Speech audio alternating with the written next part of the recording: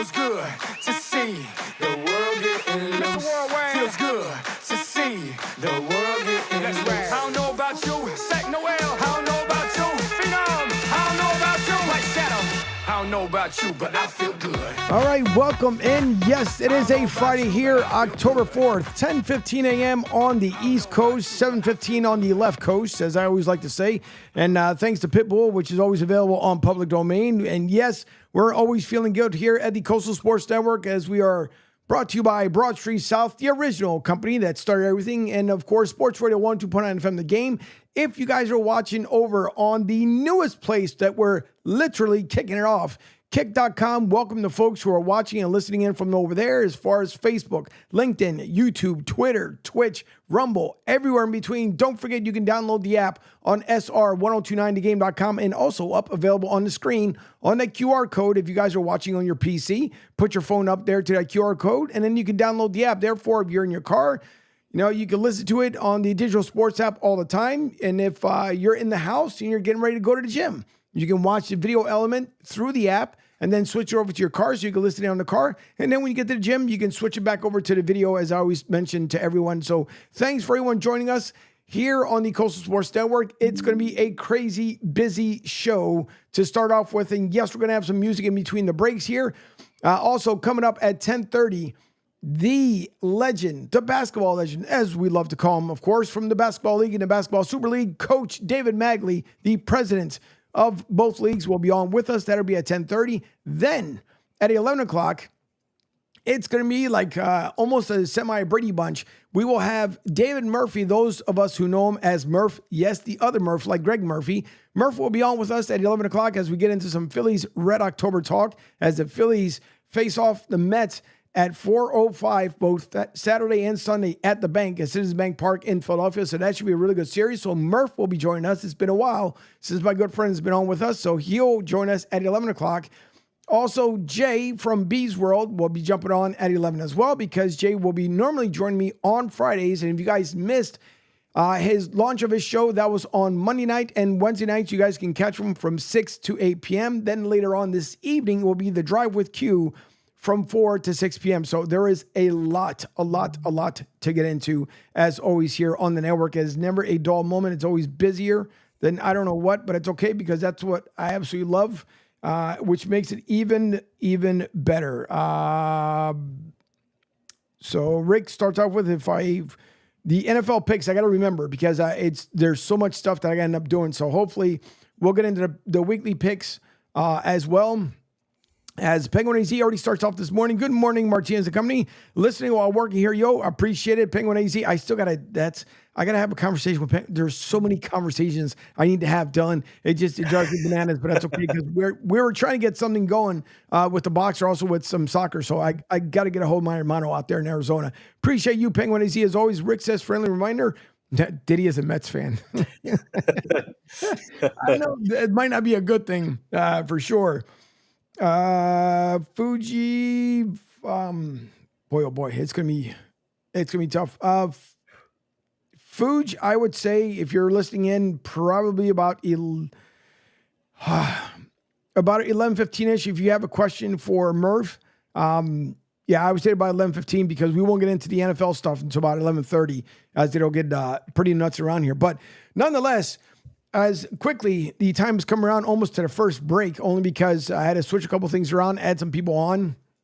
But thank you all once again for tuning in. Again, thank you to the folks over at kick.com. And apparently I missed one earlier. Goat_Thorfinn. Hello. I missed that one earlier, so I appreciate you tuning in. Dylan, USF. Let's start off with that one. As the women soccer team, man, what a landslide of a win last night. 4-0. Another clean sheet for Señorita Galak. It is absolutely incredible. And you know how we get those vibes here in Tampa Bay, where a lot of folks like to call it Tampa Bay. Yes, and I get absorbed into the vibes down here. You got to start feeling like this USF soccer team is going to where the defending national champs are. Dare I say so, but that's the way this team is playing right now. Yeah, looked good last night. 4-0 victory. I got a chance to watch the the tail end of the game. I had something for school that I had to deal with, so I had to do that first. But I was able to catch the tail end of the game, driving back home, and it was a lot of fun. It was good to see the girls playing out there, just having fun, playing really good soccer. They looked competitive. They kind of dominated the game last night. So yeah, loved what I saw from our women's team, and hopefully we could continue that here going forward as we have the final month of the season. Angel, it's hard to believe this is I the know. final month before conference play begins in November. So it's coming up real quick. It's only a few home games left, and it's gonna be a fun ride to see how things are going to play out here the last few weeks. It is. By the way, for those who did not or weren't able to catch the match last night, right now the USF Bulls are 7-2-3, 2-1-2 in the conference. UAB last night who ended up playing are 5-4-2, 2-2-1, and they're in the conference as well. Mm-hmm. For the USF ladies, 4 goals. It was 0 for UAB. Then 23 shots for USF, which I think is the second highest, I believe, for the season. 23 shots for USF, 3 against for UAB. Shots on goal, which there seem to be averaging about 5+ per match. 10 last night for the ladies. 2 saves as they tried. There was 2 shots on goal attempt for Senorita Galak, and she was able to stop that one for the clean sheet. And then 7 corner kicks for USF, 6 offsides, 7 fouls. But Anna Suter ended up having her 6th goal of the season last night, assisted by Peyton Felton and Sarita Thurton. Goal again by Sutter, and then that was at 9:14. The 14th minute, it was Gentia Fatah, assisted by Sarah Brunner and Peyton with her 2nd one for the evening. Then at the 28th minute was Michaela Hill, assisted by, again, Gentia Fatah once again, and then Michaela Hill once again. 53rd minute, into the match, and assisted by Brooke. So it was a great night for the ladies. Obviously for USF men's basketball, which I'll talk about here momentarily, as they end up breaking the record even before the season ends up kicking off. But last night, and this is by Chad Smith, of course, the great gentleman over at USF. The University of South Florida women's soccer team returned to the friendly confines of Corbett Stadium for an American Athletic Conference matchup with UAB on Thursday. Michaela Hill recorded his 2nd brace of her career as the Bulls defeated the Blazers 4-0. With the win, USF improved to 7-2-3 overall and 2-1-2 in AAC contests. While UAB fell to 5-4-2 overall and 2-2-1 in league matches, the Bulls have outscored 4 or more goals in single AAC contests for just the 6th time in program history. South Florida has produced 20 shots in 6 of the 12 matches this season. The Bulls have outshot their opponents in 10 of the 12 matches, and the 4 goals by South Florida are tied for the 2nd most in conference matches this season. The Bulls came out of the gate strong, with Anna Sutter putting USF on the board first. Sarita Thurton sent in a ball into the box. Peyton Felton flicked the ball in front of the goal that landed at the left foot of Sutter, and Sutter ripped a shot into the back of the net. Then 5 minutes later, South Florida extended its lead to 2-0. In the 28th minute, as I mentioned before, it made it 3-0.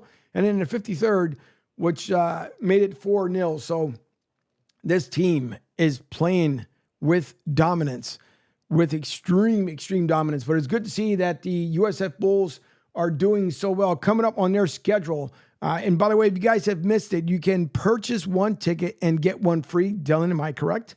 Yes, you are correct. You purchase 1 ticket, get 1 free. It's a good deal happening right now, and it's a good time to come out to some USF soccer. We're playing pretty good, and there's a lot of good action going on throughout the campus as of right now. We got volleyball going on.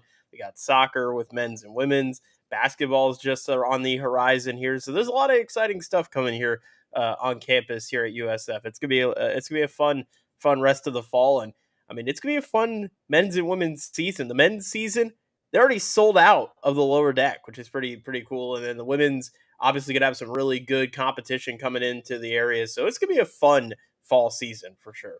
Yeah, it definitely is. And see, that's what I was going to bring up, and I'm glad you brought it up anyways, that yes, the men's basketball. That's pretty amazing. And not to take anything away from women's basketball either from USF, because I'm pretty sure it's going to be just about identical when it comes to women as far as selling out, because USF, I know, is one of those colleges, universities that people don't talk about much. I know UCF used to get a lot of chatter, and they still do, don't get me wrong, but USF is starting to be that university. You have like Ohio State, I mentioned before in a video that I made, it was, Ohio State, you hear them as the university. USF is becoming that university, but good job by the ladies last night. Once again, as they win 4-0, and then their next game is coming up is October 10th. That would be at 7 o'clock at East Carolina in Greenville, North Carolina. That is on a Thursday night, and then they'll back home on Sunday versus Temple. Yes, our Philly Temple Owls will be traveling. That'll be senior day, and that'll be Sunday at 1 o'clock. Again, at Corbin Stadium. Tickets are still available. You guys can purchase it. Obviously, if you want to travel to East Carolina, by all means, go ahead and make the travel. Other than that, wait for them to come home, and they should be good. All right. Now, as quickly as we came in, we got to take a break, because coming up next after the break will be David Magley. So Coach Mags will be joining us here. We thank you all once again for tuning in and listening in to Martinez and Company here on Sports Radio 102.9 from The Game. As I bring up our quick sponsors here. Again, we appreciate everyone for tuning in here. So right after the break, it'll be Coach Mags from the Basketball Super League and the Basketball Super League. You are listening to Martinez and Company here on the Coastal Sports Network. Hi, folks. This is Gerard Moynihan of Moynihan Lumber, and I would like you to know that our company has been selling Anderson windows for over 60 years. See the complete line of Anderson windows at any of our 3 locations in North Reading, Beverly, or in Plastown, New Hampshire, or at MoynihanLumber.com. What's up, Southwest Florida? Jim and the Beef Guy here. Fort Myers, we answered your call. We're pumped to announce the opening of our second location. It's on 41 just north of the Edison Mall. And guys, nothing's changed here. The beef, the sausage, the breaded steak, our Maxwell Polish. Now serving you in 2 locations, Fort Myers and Bonita Springs. And don't forget, if you're having a party, check out our catering menu. Hey guys, when you're at the counter, don't call it gardenia. It's pronounced Chardonnay. Phil Castanetti Sports World in Saugus, Mass. is New England's place to buy or sell the finest in sports memorabilia. For over 35 years, Sports World has offered the finest in sports collectibles. Don't miss the return of the legend, former Bruins goalie Tim Thomas. Tim will be at Sports World on Saturday, October 5th from noon until 2 p.m. Tim will be signing and taking photos. Prices vary, so don't miss this awesome event. Saturday, October 5th at Sports World, 184 Broadway in Saugus, Massachusetts. Call 781-233-7222 for more information. Sports World in Saugus. Be there. Ion Tampa Bay is the latest news, weather, and traffic for Pinellas, Pasco, Ellsboro, Hernando, and surrounding communities. Stay connected on X, Facebook, and their website, iontp.com. Ion Tampa Bay keeps you informed on breaking news as it happens. Southwest Florida's newest game in town. Sports Radio 102.9, the game powered by Ion Tampa Bay. We'll be right back. May I have your attention, please? Once again, back is the incredible DJ Delta. Number one. Please stand up. Please stand up. Once again, back is the incredible DJ Delta. Number one. Once again, back. Please stand up.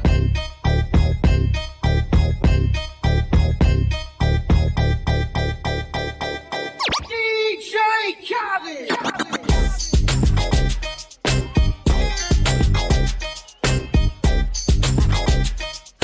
Please stand up.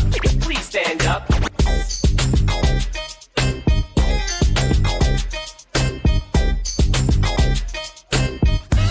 When I'm with you, all I get is wild thoughts. Motherfuckers, get it up right there. All my wild ass bitches, get it up right there. All my wild motherfuckers, get it up right there. Get it up right there. Get it up right there. Get it up, get it up, get it up right. Get it up right. Get it up, get it up, get it up, get it up right. Get it up right. Get it up. Give it up, give it up, give it up, yeah. Give it up, give it up, give it up, give it up, give it up, give it up, yeah. Give it up, give it up, give it up. On my way to steal your girl. On my way to steal your girl.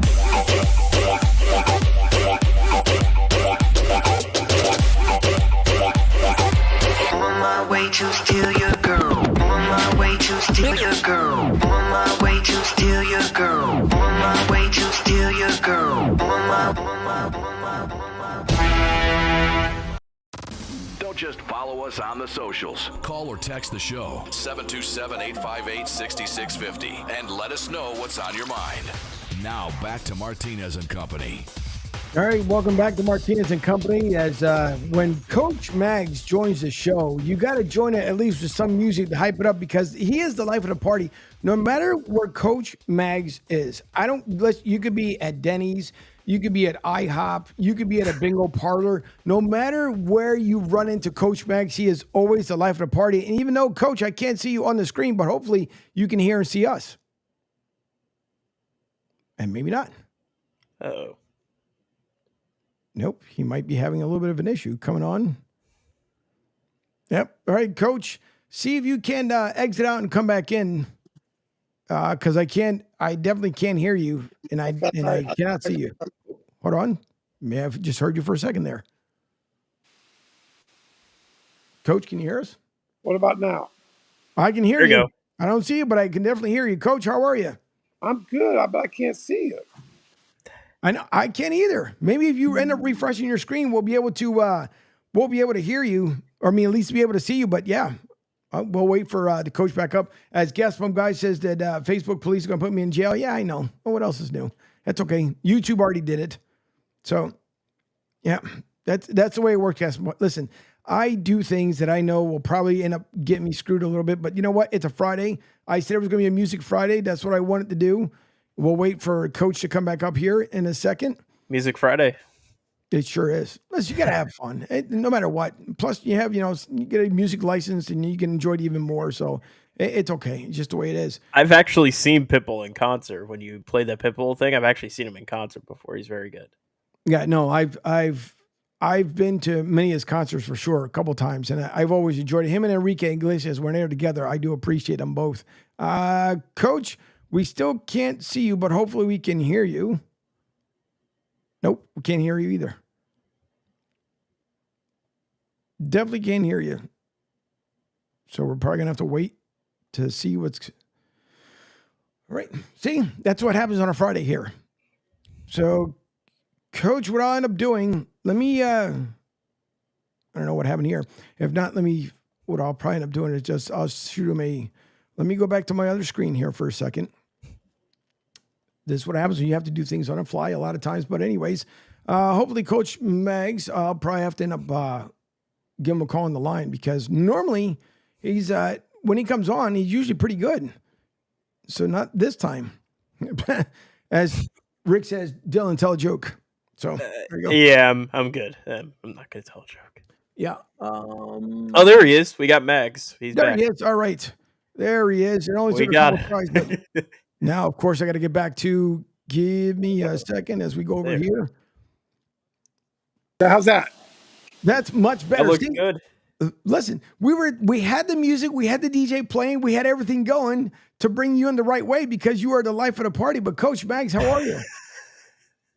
I love how you open with whether I'm at Denny's or IHOP. Like I eat at the highest quality establishments in all of Tampa. Anytime you're in town, you might throw a Waffle House and you've got the trifecta.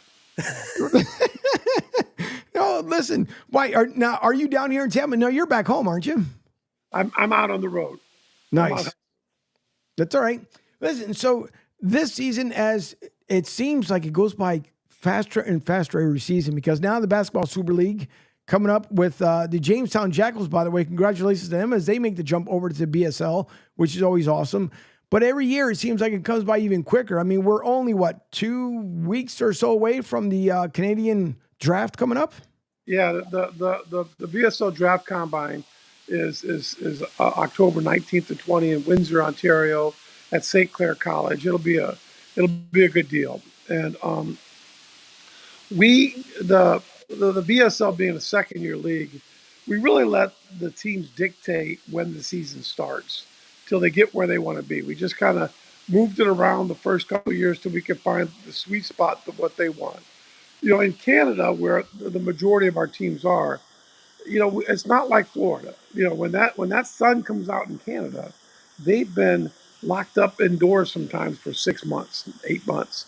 So it's really hard to play a spring league. It really is hard to get the fans out, the level of support, the interest to even watch on live stream because they want to be outdoors. They don't want to no longer be indoors for anything because I've been cooped up in the snow and the ice in the winter.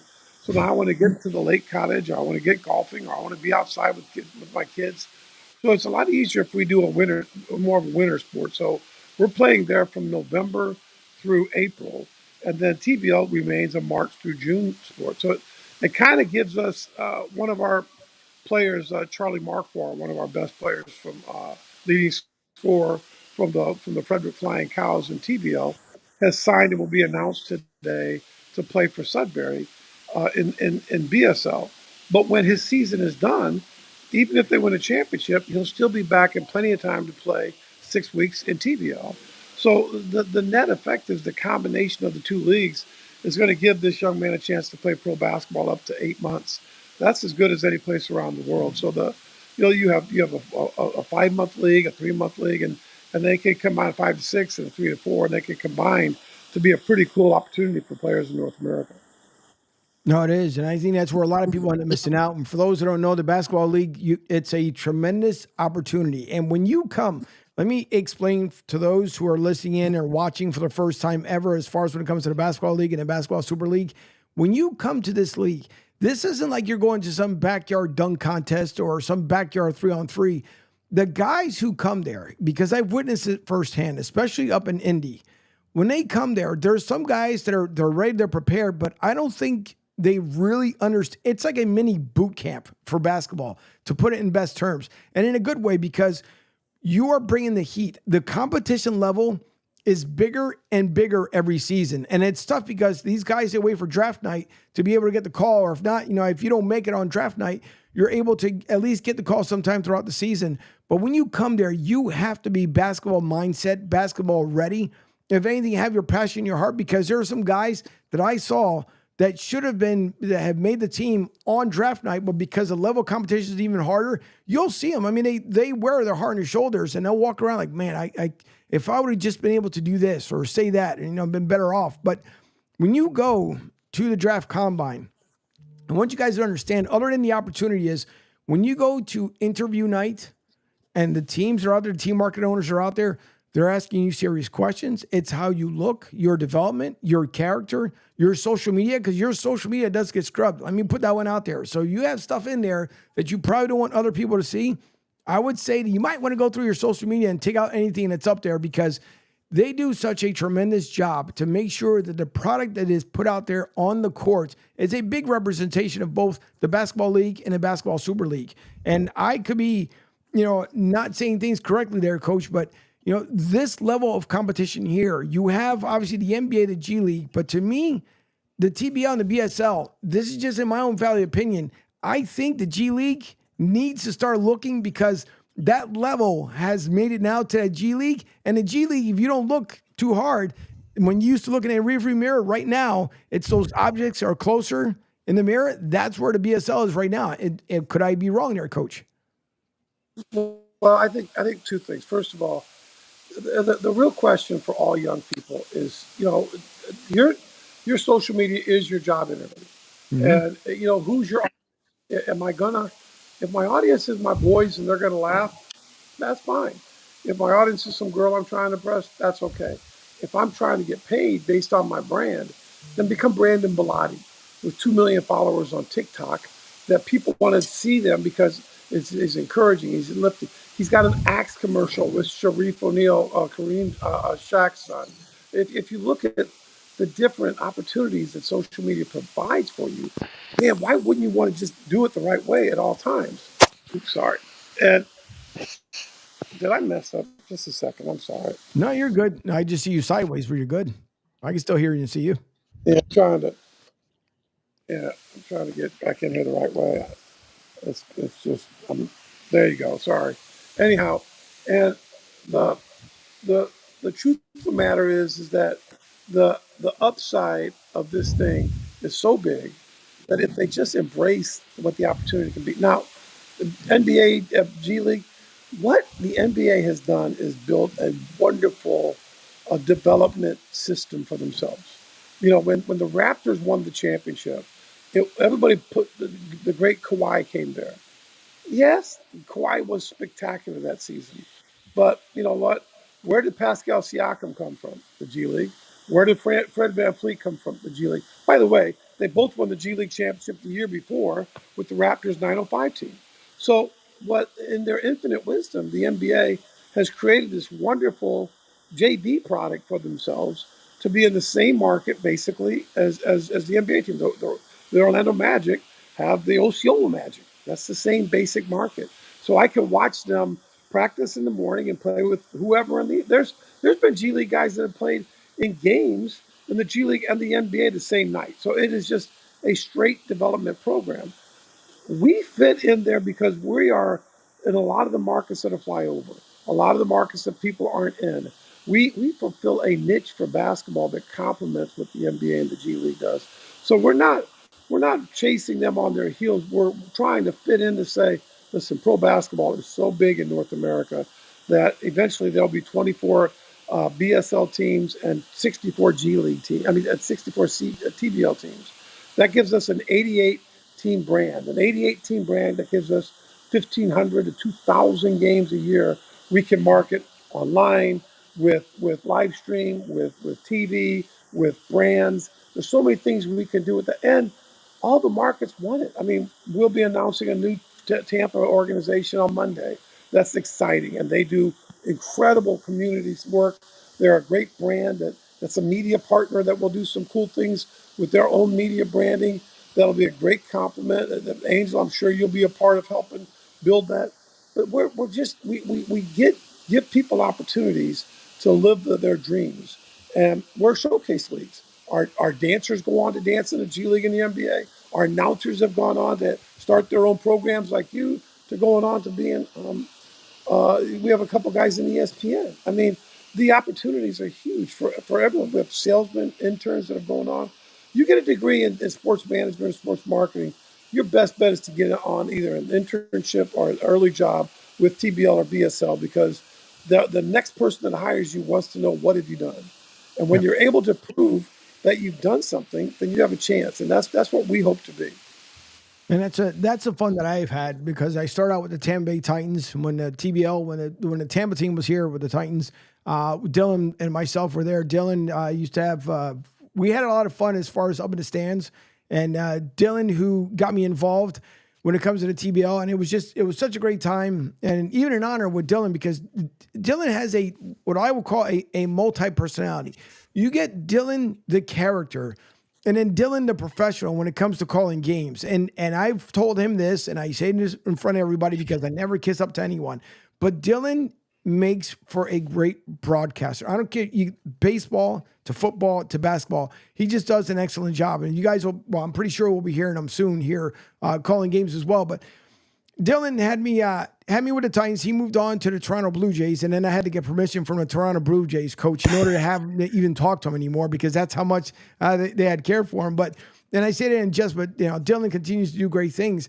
But then end up coming up with you guys and doing a broadcast media partnership, which is it was fantastic. The first combine we had, it was so much fun, but it's so intense, and it feels like the night flies by quick. And then you get to the summer league games, and that becomes nonstop. I think the only time I may talk to you, other than at dinner, but other than that, like throughout the day, you guys are all over the place. I mean, it's a brand where, again, people come there in the summertime. Even if you didn't make, for whatever reason, you didn't make it during the fall league when the combine starts, and in the winter, you go in the summer because you're still going to showcase your talents. And a lot of guys who've played throughout the league, throughout the season, go there for the summer league. And then this year, for the first time, you guys had a $10,000 winning purse to the winning team. So that had to be exciting in Vegas.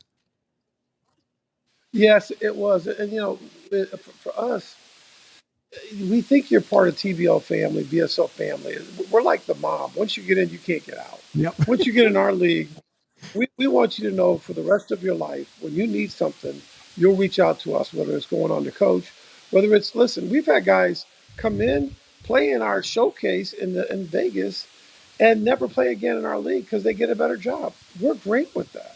We want we want guys to go on and coach. We want guys to we want them to see this as a platform to jump off a showcase for whatever their wares are. And what's great about our league is our coaches look like our players, and our executives look like our coaches, and our team market owners look like all of them. So you should look bigger than just being a player, because I turn 65 next month, Angel. And by the way, both of you guys are very good. I remember when you were with Tampa and the Tampa Bay Titans, and you guys brought a level of class to that broadcast that was spectacular. But at 65 years old, my blessing is I get to wake up every morning with something to do. I'm relevant. I mean, my goodness, how many people are hoping they don't fall down on a pickleball court, and that's the most exciting thing they do for the day. For me, I get to wake up and know that I'm going to help 600 young men get jobs. That there's 50 plus communities around North America that I get to bring real entertainment to of an impacting asset because our guys are so good in the community. And this just brings so much energy to my life that I hope it keeps me younger. I may not look it, but it helps me stay in a space that's such good energy that we all win from it if we do it the right way. No, you're Absolutely. absolutely right. But speaking of it, as I'll get into, because I want to bring up the Vipers, if I remember correctly, from Virginia, because they are always just complete nonstop. You see them on social media, it's just everywhere, and constantly just hustling for all the right reasons because it's a nonstop grind. If you want to be a successful franchise in the basketball league and the basketball super league, it doesn't start draft night and ends at the end of the season. It starts from the moment that you reach out to the TBL and the BSL. It starts that you should already be marketing yourself all the way throughout. And when the season ends, okay, take your day or two off, enjoy it for the moment, and then it starts up all over again. But you talk about being a young man, which I believe that you are, because we have seen within the last 8 months, and even when I saw you in Tampa, the transformation, and as I put out there earlier on the promo, that it's not Trim Spa, baby, if those people remember what Trim Spa was all about.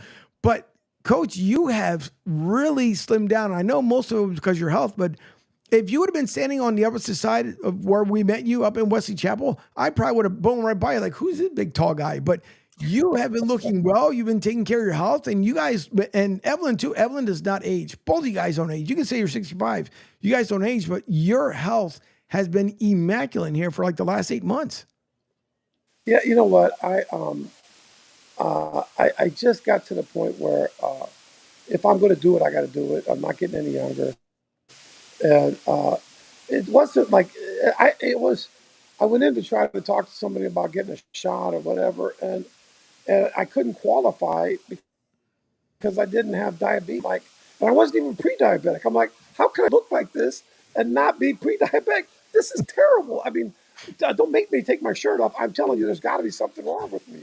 And I came back with pretty good health numbers, but I realized that everything that I'm going to suffer from, I'm causing on myself. I'm going to have my aches and my pains as my heart gets worse someday.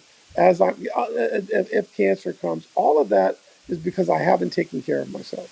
And if I I've got 8 amazing grandkids that are hilarious to be around at all times because you can imagine, with Evelyn's seriousness and my goofiness between the two of us, we have a lot of fun. Our grandkids are just off the top fun, and for me, I want to be around to enjoy them. I want to be around to enjoy it. This is the best time of our lives. Our season is fantastic, and I don't mean season of basketball, season of life. This is not this isn't the end of your life. This is the time we should be giving back to others. I was inducted into a Hall of Fame with my wife. And my statement to these folks is that, listen, it's great we're being recognized for what we did, but our life's not over. Let's realize that I'm more important today than I've ever been. I mean, I was a pretty good basketball player and I coached at a pretty good level and all that stuff. But at the end of the day, I get to be relevant now. And that's my encouragement to people in my age bracket is, man, don't give up. Don't just say I'm going to watch TV all day and scream at it because I lost some money with my bookie, Joey Betts. But I want to make certain that I'm impacting life. And that brings so much more joy and fruitfulness that it all kind of works together, Angel. So thank you for saying that. But I'm just working hard and it's been a good return. No, it's been well worth it because for those who don't know, if you go, when I mean that Coach brings the party, he walks into any restaurant, you would think his superstar status, and he never brags. That's one thing. You, Evelyn, everybody, you guys don't brag whatsoever. But the funny part is, we walked into a couple of Vegas restaurants because we're not sponsored by, I'm not going to say a word exactly who they are, but they know who we are. But coach walks in like he knows everybody. And then the best part is by the end of the night, when they come over, it's almost like, oh, you guys are leaving? No, you can't be leaving now. It's impossible. But it's because of the energy, your vibe, coach. And I think that's what I enjoy the most when I hang out with you and Evelyn. Even when down here in Tampa, we were over by the airport at another restaurant across from the Cheesecake, which we didn't stop in there. But from another restaurant, we were there. It was the same way. It's just the time spent with you, other than learning about the business, learning how you guys cope. Your daughter, obviously, who came over and is now part of TBL full time as well.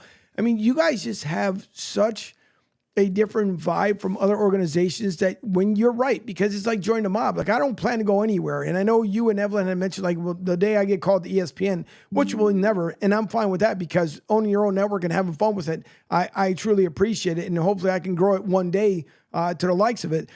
But being embraced by you guys and having fun, like I look forward to, it could be a 30-second conversation. It's just because of the way you guys are. You guys never spew negativity. Matter of fact, God forbid, but you can end up having a blowout tire and even the tire be like, really? I got to get replaced now? And I wanted to be the rubber on the four wheels of this car being in motion all the time.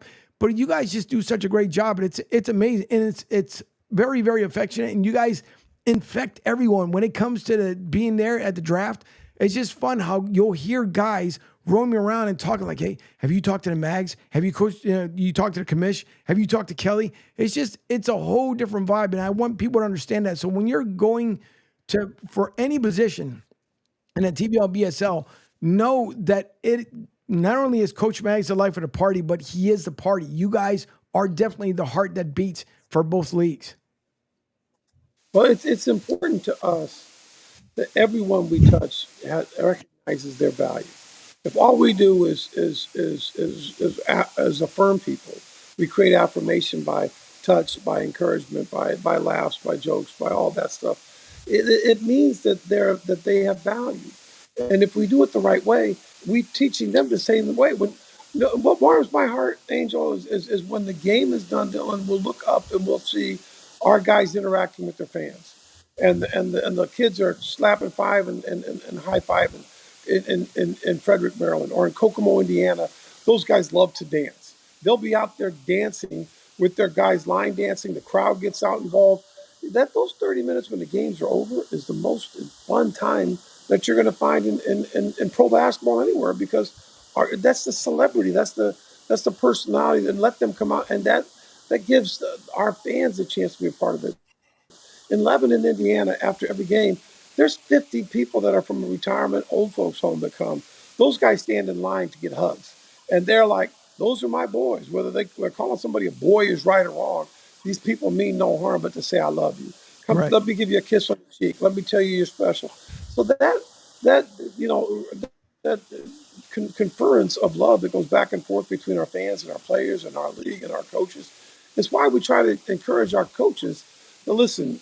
You don't need to call our guys out of their names. You don't need to raise your voice. Love is a stronger motivator than fear. The way we treat our guys, I see people that just go in on their kids. That doesn't make anybody play better. At some point, I'm not going to play good if I'm afraid every time I make a mistake I come out. Substitute on plan, not on performance. Have a rotation. Know what you're doing. Because if you do that the right way, your guys will respond. But if you can't MF into greatness. You can't MF this, you're worthless, you're soft, you're this. Those negative bywords, that doesn't motivate anybody. Right. What motivates you is saying, hey, you got this, relax. It's Coach K says that the kids will ruin their entire game, a 40-minute college game, for less than 38 seconds of mistakes. Every time you make a mistake, you stay in that negative moment. Nobody wants bad body language. So all of that works together into this positive energy that we hope is TBL and BSL. And it all stems from my wife, Evelyn, who is the CEO, who is the founder. It is her vision. And I always say she's not special because she's the first female and the first black woman. She's special because she's a black mother that knows what these young people are going through and cares for them and wants them to be better than they can be. We see these guys as how they can be, not as how they are. They don't come to us perfect. They come to us with blemishes. But when they're done, we put enough perfume on those pigs to make them very sellable and make them be successful. And that's just a sales term that's used. No, It's true. It's all good, valid points, Dylan. I don't know if you have something before we let Coach go here, but the floor is yours there, Dylan. Yeah, Coach. Hey, thanks so much for your time. Obviously, really enjoy what you guys do, and I've been a big fan of you guys for a long time, ever since I got a chance to do broadcasting within the league. But what has it just been like seeing the growth of not only the talent of the players, but also their personal sides as well? Just seeing, obviously, a lot of guys are coming into this league. The talent pool's expanding. There are guys coming out of major D1 colleges and guys who played in March Madness and such. So, what has it been like to not only see the talent growth, but also just see the growth personally for these players as well? Dylan, I was just texting this morning with my commissioner who's in Vegas, and he wakes up 3 hours early, Connell Wiley, just so he can communicate with everybody on the East Coast. And we were texting about a young man that's been in and around our league for a while. He came to us as an assistant coach, went to be a head coach. He is full of drama. His name's Adam Crisco. And Adam is, in some people's term, a knucklehead. He's all over the place. He's this, he's that. Adam has a drug arrest that he's very transparent about. He'll show you his card from where he was a convicted felon. But he's gotten opportunities to live out his dream and coach at higher levels. It's not always been perfect, but he's been good. But to your point, Dylan, last night he had his first child. He had his first son. And you watch how excited he is. And he's texting Wiley this morning about how he came up with the names of his son and why he is what he is. You know what? If all Adam becomes is a wonderful husband and father one day, then and we helped in some small way, that's fantastic. But that's bigger than us than whether or not he's a great coach or whether he's done everything just exactly like we like him to. So hats off to Adam. Congratulations, son. But we want all of our kids. When our guys, when I see them coming through, we had a player up in Canada when I was in the NBL Canada that never played for me, named Alex Johnson, was a really good player. Has a few kids. His wife recently battled breast cancer and came back, and she just rang the bell a few weeks ago. Following that is so exciting, and it's takes me back to my days as a high school coach as Braden and Christian. Every time one of my kids gets married or they have a child, man, I feel like it's like a proud grandfather myself. So it's exciting to me to watch these guys go on, and it does it. We have an extended family because of TBL and BSL, and we're just fortunate to be a part of it. Now, Rich, by the way, Rich Q, which you know very well, says, looking good, Mags, and keep it up. And yes, Coach Crisco is a piece of work and definitely knows the game. He is a good dude for sure. So, listen, Coach, we are going to. And let me tell you this, Sure. and Angel, before you shut me down, which I know you got to go, Rich Q is another one of those guys Yep. that is, he's really skilled. He's a really good broadcaster. He's gotten to do some of his own shows with you, with partnering with some stuff with you, and I watch him, and I just see the broadcast talent pool that we have in North America. As we get stronger in both leagues, we're going to help guys get to what their dream needs to be. That's when we know we're doing it. Because when we go, hey, did you know Rich has his own program here, or his own network, or his own? He's on ESPN or he's on Fox Sports News.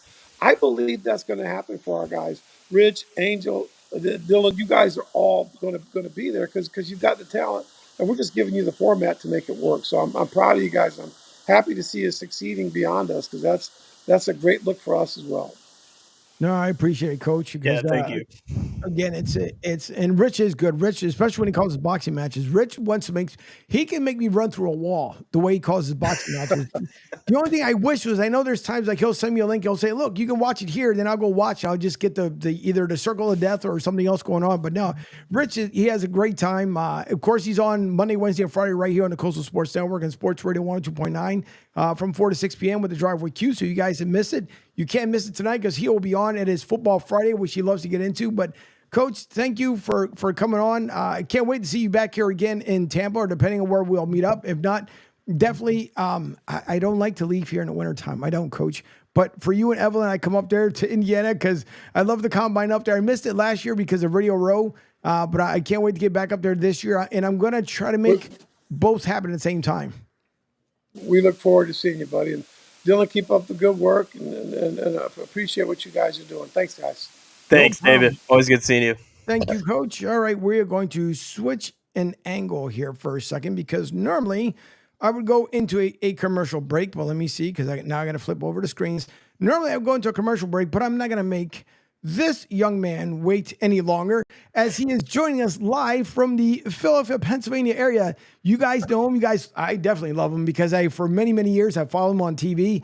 It is David Murphy, as a lot of us know as the other Murph out in Philly. You got Greg Murphy and David Murphy, but this is the original Murph out there. And ironically, both work for 6ABC. But Murph, it's been a while, and how are you, sir? I'm really good. And you notice the gray hair because I heard you say young. You're being very nice.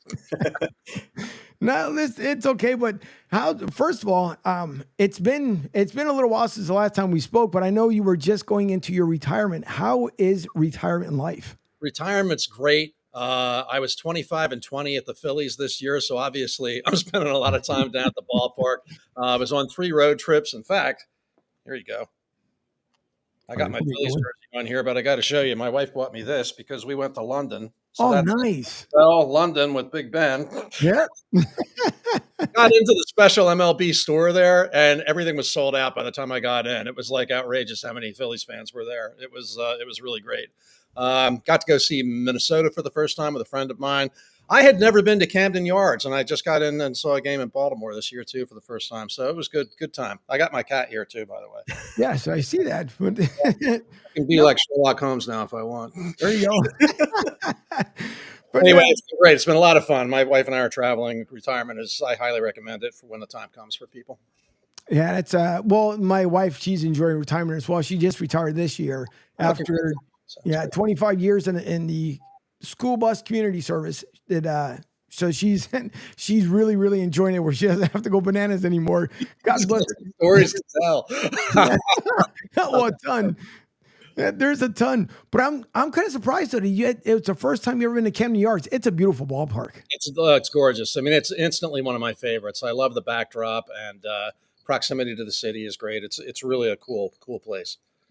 So now, Phillies, we 2 years ago, we didn't expect them to go to the World Series. They lost. Now the team they went against, of course, was eliminated. Darn shucks. I was flying. It was sad to watch Houston lose, right? Yeah. I didn't want to face them again, but if we had to, then so be it. But of course, you have to go to the NLDS first before you can even think about getting to the World Series. But, this team, no matter which way you look at it, it's up and down type of season. What the big thing that we know is that we've seen it with the Phillies when it's like nail biting. In the beginning of the season, we know that they can take off like a rocket, which is great. But the bad part is when we get to the All-Star break, the tough part between our Phils is that we will see where it will level out. And then the All-Star break, you wonder if it's still going to keep going above 500 or we get just below 500. And then we're doing the St. Louis Cardinals game where we're trying to get back above 500 and get into the postseason. We saw it this year, Murph. And again, it's another heart attack city with games that should have been won and they were lost.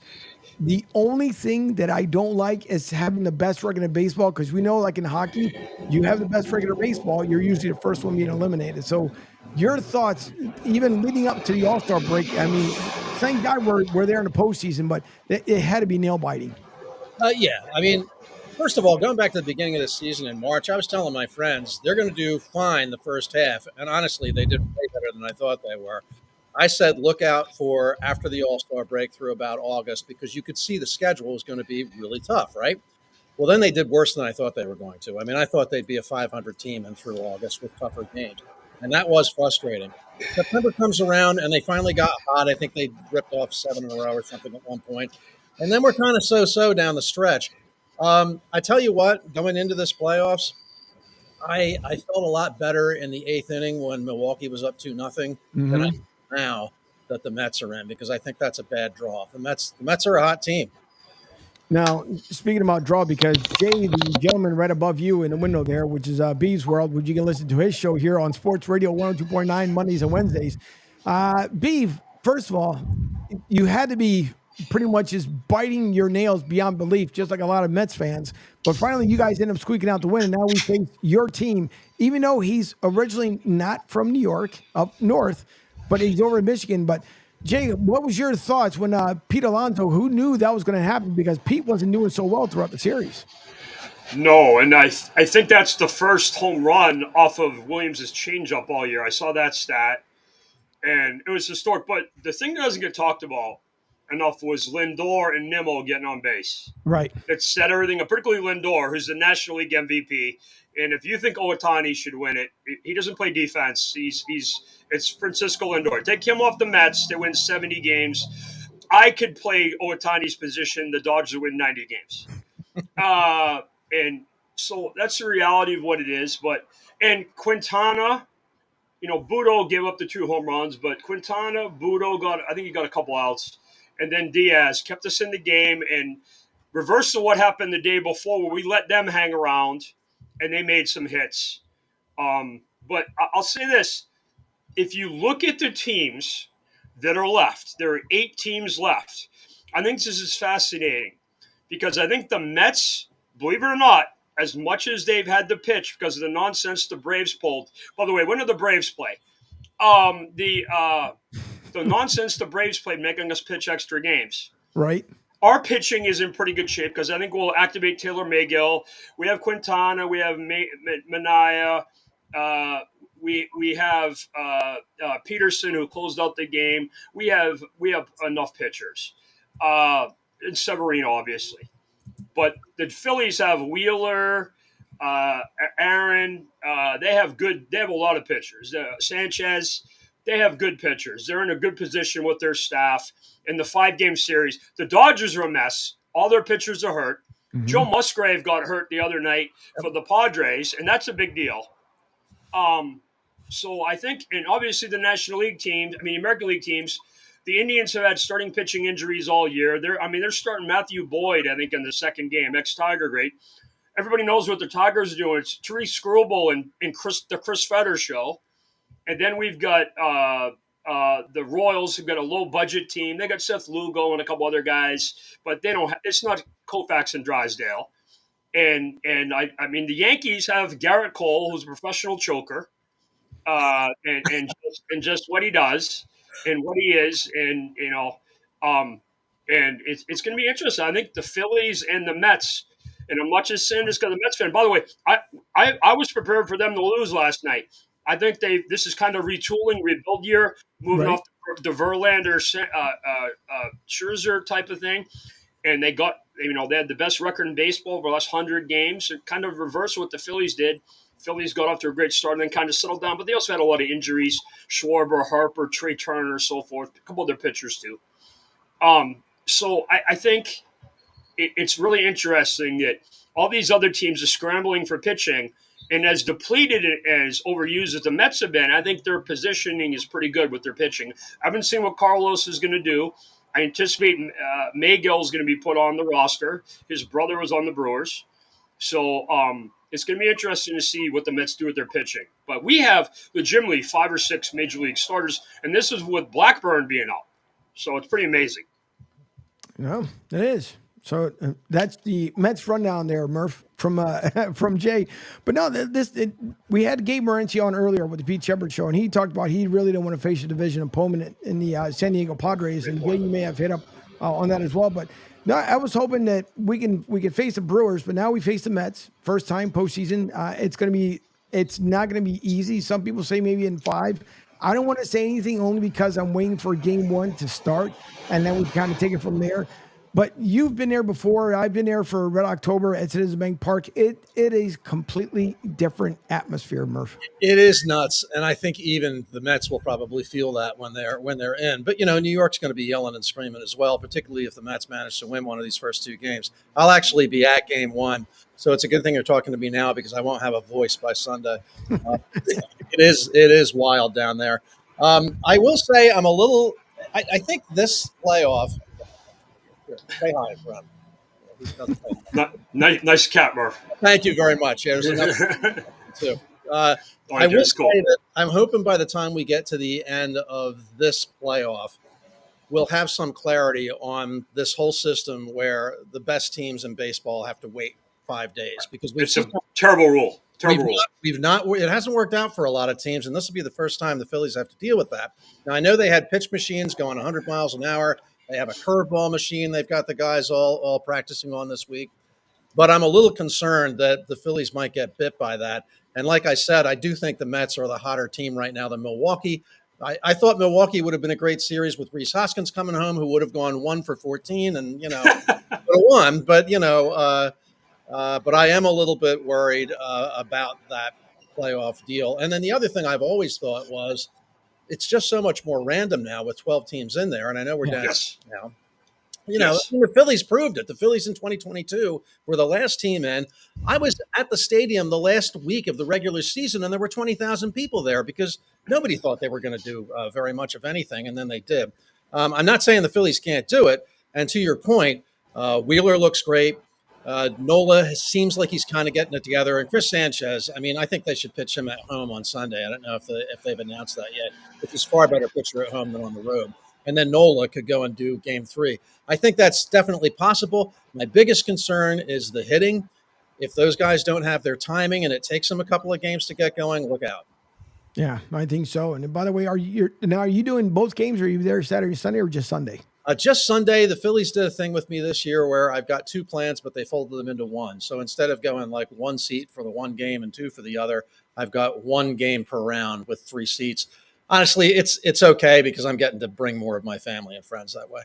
Well, that's good. Well, there's going to be another former broadcaster there on Sunday. I'll send you a message to let you know who's going to be there on Sunday as well, but which I'm pretty sure they will enjoy just as much as everybody else. But no, and 2008 seems like forever since the last time it happened. Obviously, we know what happened in 2009. Another New York team who decided to come to the bank and take care of business and then finish it up in New York, which I hope that's not the outcome here in the NLDS. But again, I can't even explain to folks. I mean, listen, Lincoln Financial Field, it was different in 2017. Obviously, when the Eagles finally were able to get back to the Super Bowl and then finally win it all. We wish it would have been with Andy Reid, but thanks to Dougie P, who's in hot water a little bit down there in Jacksonville. Yeah. But we're hoping that the outcome will be the same. You have to get through the division series first, but it's just the excitement that you feel in Philly. It is just, I mean, you can go to any city and not for nothing. People last year, and matter of fact, even the year before, said the hardest place to play in October is in Philly. And a lot of it has to deal with the crowd. Now, I know, the city's been going through a lot of ups and downs. Hopefully we start going more back on the up route than the down route. But it's a complete different vibe when it comes to this team. So I just hope more than anything, or at least, and by the way, if you and Murph can both get together on camera, that would be, I think, absolutely outstanding if it can happen one way or the other. But I just hope for this NLDS series that it turns out to be really well. I mean, I don't expect, again, it could be a big run maybe Saturday to start everything off just because the Mets are coming off the huge win off in Milwaukee. But this is going to be extremely difficult for this team to be able to do so. I mean, right now they're, I will say, semi-healthy. We still have little potential problems coming off the bench, but the Phillies are looking good. First 2 games at home, do we split the series, Murph, or do hopefully the Phillies take both? I think Wheeler gets him game 1. I just do. Game 2, if they start Sanchez, I'm going to say, yeah, we pull it out. If they start Nola, I'm not so sure. I feel like I'd like Aaron to have another day's rest. I don't know why I'm saying that because a lot of times these guys say, hey, if we sit too long, we're not as sharp. But I could see it split 1-1 and then go to New York. And then I could see the Phillies surprising the Mets in one of those games too. A game 4 starter is probably going to be Ranger Suarez, and they better have some people lined up and be thinking about who are we going to bring in next, because Ranger, since he's come back from the injury, has lost a little velocity. He might be bringing that back a little bit more, but his control isn't quite there. And I'm hoping for maybe 3-4 innings out of him, and then maybe you do what you often see managers do in the playoffs, and that's start bringing in some of your other top guys, and even bringing people in early, like they did with Edwin Diaz yesterday. They brought him in to put out a fire in the 7th, which is unheard of during the regular season, I think. I wanted to get your thoughts too before I let you go. I know I ran over the first break, but it's okay. I run the network, so it's no big deal. But this whole thing with baseball, and it's driving me nuts because it's not like when we were growing up, where if you went the length of the game, period. I don't care. 9 innings, you were 127 pitches in, you were in. Now Major League Baseball is talking about coming up, I guess, for next season. Either A, you'll be out either by the 5th and a half inning, or at least the top of the 6th, that you'll be out of there. because they're worried about the pitch count. I don't understand this. And I don't know why we have to keep just coddling things to the point where these athletes weren't built the way they were before. I don't like it. I know we're crazy, even with Dylan and obviously with Jay, we're all baseball fanatics, but I'm not a fan of what Major League Baseball is trying to do other than to try and make everything fast. But I would love to get your thoughts on what you think about them and cutting this down short. Most of the new rules they got to collapse the game and make it a little faster, I've enjoyed. I like it. I'm even kind of over the Ghost Runner during the regular season. It changes the strategy and changes the game, but then you're thinking differently strategically as a fan. I do think that they pushed it about as far as they should go, though. And this ridiculous idea of if you take out a pitcher early and now you're going to lose your DH, Mm-hmm. I can't imagine that the players' union is going to want that because you're basically taking at bats out of a guy like Kyle Schwarber's hands, and he's one of the reasons people pay to see the sport. At first I wasn't sure how I'd like the DH, and then of course the DH goes in, and Harper wouldn't have played all year because of his elbow had he not been able to be a DH. So I kind of instantly became a fan there. Um, I've adapted to a lot of these rules, but I agree with you that I think some of this new stuff they're talking about is pushing it a little too far. Now, on robotic umpire, if they do that the way they're doing it in AAA leagues, I kind of like it because the players have said that it's really kind of cool. And for people who don't know, I think how it would work is that a batter and a pitcher and the catcher would all have 5 opportunities during the game to challenge a pitch.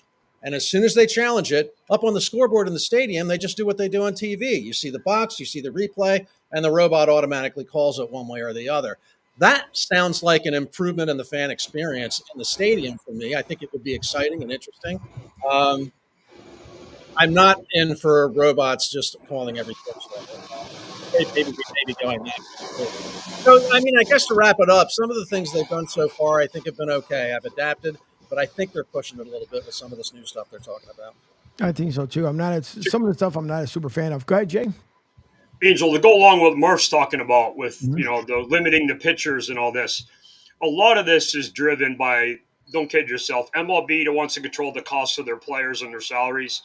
And if Aaron Nola and Zach Wheeler are only throwing 170 innings, that hurts them in arbitration and negotiations, and they're controlling it. Also, the DH numbers will go down too if they do what he just talked about. Hey, you took your pitcher out in the 4th inning, you lose your DH. Again, everything with baseball, there's hidden meanings with the money. Everybody goes after our teams, the Phillies, the Mets, the Yankees, the Red Sox until recently, because we spend money. The famous Steve Cohen tax. And don't kid yourself, they were trying to take the Mets out with the nonsense they tried to pull with the Braves over the last week or so. And by the way, the Braves are on hole number 3 at the golf course. And I hope they like it there because they're going to be there for a long time. But it's just everything is money driven. And baseball does have the guaranteed contracts, but there are other things, the players' union against the owners, that make things interesting. I do like the Ghost Runner. I do like a lot of things Murph just talked about. I think the Ghost Runner is pretty cool because the relievers get leveraged too much and overused because the starting pitcher has been minimized with the new structure of the game, going back to Sparky Anderson and Tony La Russa and Whitey Herzog 35 years ago with the bullpens. But I think it's a good thing that we are looking at alternatives. I love the universal DH, and I'm an NL guy like Murph is. Yeah. I like the playoff format, but I don't like the best teams sit out. I don't know what they can do because they have a weird number of teams in with the 6 games. And historically, as Murph just talked about, the numbers haven't worked well. But again, you guys talk about the 22 Phillies. The Mets and the Braves killed each other to get the number 1 seed, and they both were out in like 2 minutes. Yeah. We lost to the Padres. You guys were lurking and whipped up on the Braves. So it's interesting. The Braves had problems with Go ahead, Murph. Go ahead. So, yeah. Go ahead, Murph. One idea that I had about to address what you're talking about, that 5-day layoff, I don't know how they're going to do that either. Maybe you don't have the same amount of off days, although that kind of hurts the wild card team in the winter. But how about we make the second round a 7-game series instead of 5? That would I be know. I guys. like that.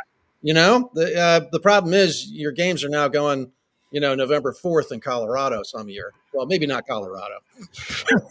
Definitely not Colorado. There you Maybe go. Cincinnati. I mean, I don't know. You know what I'm saying, though. I mean, the Cubs. I Yeah. mean, imagine like the World Series Game 7 in Chicago on the lake on November 4th. I mean, but that would be my idea. Maybe you just build in more day-night double headers during the season. You get the players to agree to that. And Also, Murph, to go off of what you just said, how about some day games? yeah. Then they should do it. They should do it. By the way, before I let Murph go, in case you guys are just tuning in, it is 11:20 here on the East Coast, 8:20 there on the left coast. David Murphy loved Philadelphia for many, many years. For those who used to watch 6 ABC right back in the day, and I'm talking about the turndial, not the digital stuff now. I'm going way back when the clouds were With the up magnetic clouds that we used to use. I know. Yeah. Mike Schmidt. Oh, that was Schmidt. Yeah. Gary Maddox is my favorite. Tug McGraw. Yeah. Yeah. Tug. But we're here with 6 ABC, at least now retired meteorologist David Murphy, the other Murph out in Philly. But Murph, how about, before I let you go here, speaking about a former Philadelphian, how about Terry Francona now becoming the skipper for the Cincinnati Reds? Yeah, how about that? I think it's a good move. I mean, Terry was too. our manager for a while back when we didn't have any money, and we were playing. No offense, but Rico Bronya was like our best player at first base. Yeah. No offense to our New York friend. Yes. But I mean, I think it's a good shot. I felt Cincinnati was probably going to be a better team this year than they were. They had some right out of the chute with some of their position players being injured, and then they had some problems in the pitching staff as well. I mean, I'm hopeful that they turn it around a bit. That Central Division it's kind of there for the taking, right? Explain to me how the Brewers had the season they had with the pitching problems they had. I just don't get it. When I look at that lineup, and there's a few guys on there who can really hit. This Churio kid looks great. But, Adames is going to probably be on the Dodgers next year. And it'd be nice to see Terry, light a fire under those guys, which isn't really his style exactly. But you know what I'm saying? Get them to play up to their abilities, because I do think Cincinnati would have a shot to do something in that division. I think so. Murph, to go off, I'm sorry, Angel Murph, to go off what you're saying, the Brewers' bullpen is great. They catch the ball. They stole over 200 bases. And don't forget something. This is important. Yelich was out. Yeah. And Yelich is a big part of their team. And that's, when you have a team, you look at all these smaller market AL teams, the Tigers, the Royals, and the Indians, how they play. They have a style of play. They score runs. It's just different than Aaron Judge and Soto hitting the ball 800 feet, and you having Bryce Harper and Schwarber, and we have Pete Alonso and Lindor and all the guys we have. Yeah. But it doesn't matter. It doesn't how you score runs. It's how many. Yeah. And I forgot about Yelich, who was having an MVP type season before he went.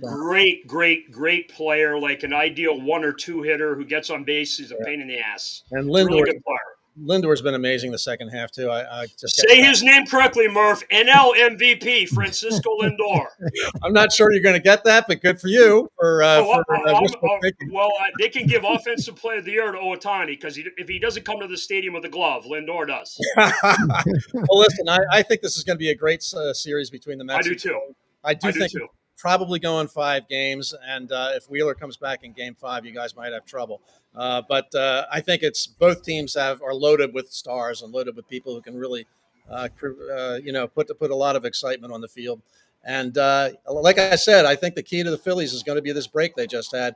If the hitters get their timing back, and Wheeler maybe gives them time for that by shutting down the Mets in Game 1, I think you're looking at Game 5 possibly, and I think it's going to be great. And I don't know what about my buddy thinks here, but whoever wins this series, maybe they win it all. I mean, this could be I agree. Murph, I should mention this also. Angel knows this. I love Zach Wheeler, and I went nuts when the Mets let him go. Yeah. I hated Matt Harvey. DeGrom and Syndergaard and Motts, I knew they were all going to get hurt. I was okay with them letting DeGrom go. Yeah, but I loved Zach Wheeler. I always loved him, and I was so mad when they let him go. And he ended up getting better when he got to the Phillies. Thanks for making me feel better, Murph. And he should be the Cy Young this year, darn it, but I think it is going to be Sale. Maybe Sale getting hurt in the playoffs is going to help Wheeler's chance. Wait a minute, Murph. Chris Sale got hurt? No way, really?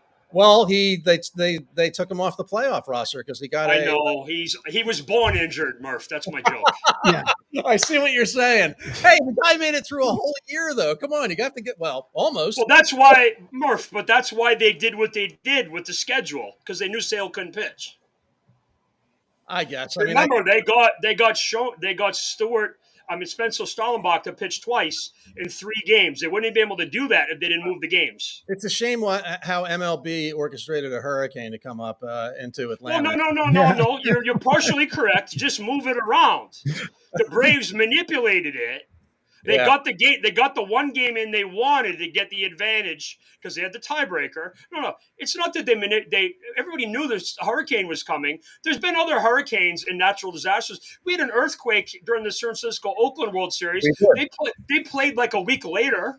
Yep. You can move things around. It's not, and that's in 1989. We're in 2024. I think you're a weather guy. You know this. I think your problem here is there's too many broadcast schedules already pretty much in place, and they just money can't push things back. Yeah. But hey, your Mets are in it with the Phillies, and it all worked out in the end for you. So I'm hoping it doesn't work out anymore, but I am looking for a series. Murph, I'd wish you luck, but I'd be lying. I still love you though, buddy. You're good. Thank you. All right, thank you. Zach Wheeler will not have your back on this series. He'll have mine. I have a feeling he's going to try to take what's left of my hair. All right, well, go Phils, and Thanks, Murph. All right, we'll see you guys. All right, it should be exciting. All right, Murph, thank you very much. And with that, we're going to go into our break, you guys. It is 11:26 here on the East Coast. You are listening to Martinez Company on the Coastal Sports Network. We'll be back right after this. Hi, folks. This is Gerard Moynihan of Moynihan Lumber, and I would like you to know that our company has been selling Anderson windows for over 60 years. See the complete line of Anderson windows at any of our 3 locations in North Reading, Beverly, or in Plastown, New Hampshire, or at MoynihanLumber.com. What's up, Southwest Florida? Jim and the Beef Guy here. Fort Myers, we answered your call. We're pumped to announce the opening of our second location. It's on 41 just north of the Edison Mall. And guys, nothing's changed here. The beef, the sausage, the breaded steak, our Maxwell Polish. Now serving you in 2 locations, Fort Myers and Bonita Springs. And don't forget, if you're having a party, check out our catering menu. Hey guys, when you're at the counter, don't call it gardenia. It's pronounced Chardonnay. Phil Castanetti, Sports World in Saugus, Mass. is New England's place to buy or sell the finest in sports memorabilia. For over 35 years, Sports World has offered the finest in sports collectibles. Don't miss the return of the legend, former Bruins goalie Tim Thomas. Tim will be at Sports World on Saturday, October 5th from noon until 2 p.m. Tim will be signing and taking photos. Prices vary, so don't miss this awesome event. Saturday, October 5th at Sports World, 184 Broadway in Saugus, Massachusetts. Call 781-233-7222 for more information. Sports World in Saugus. Be there.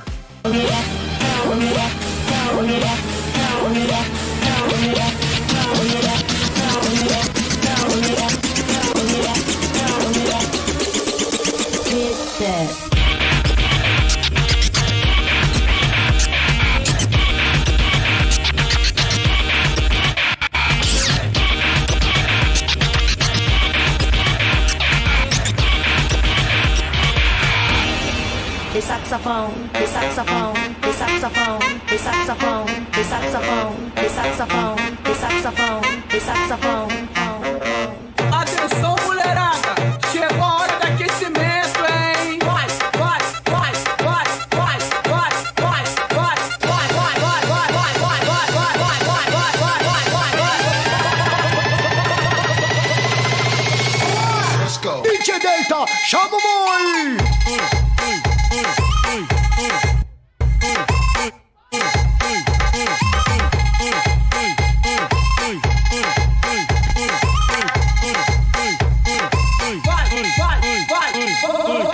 Man become a dingy dingy nanga nanga lippy lippy lap just a flip and just a flap off. She no wanna man become a dingy dingy nanga nanga lippy lippy lap just a flip and just a flap off. Dingy dingy nanga nanga lingy dingy nanga nanga lingy dingy nanga nanga lingy dingy nanga nanga lingy dingy dingy dingy dingy dingy dingy dingy dingy dingy dingy.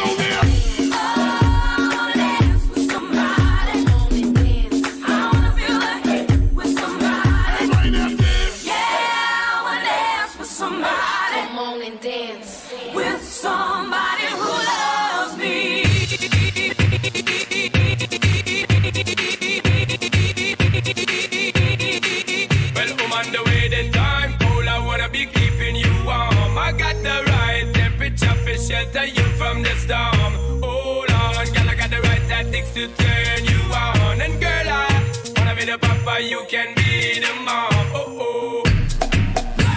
We run this mother. We run this mother. We run this mother. We run this mother. Girls. Who run the world? Girls. Who run the world? Girls. Who run the world? Girls. Who run the world? Girls. Who run this mother? Who run this mother? Who run this mother? Who run this mother? Who run the world? Girls. Who run the world? Girls. Who run the world? Girls. Who run the world? Girls. Some of them men think they freak this like we do, but no they don't. Make your check come at the neck. Disrespect us, no they won't.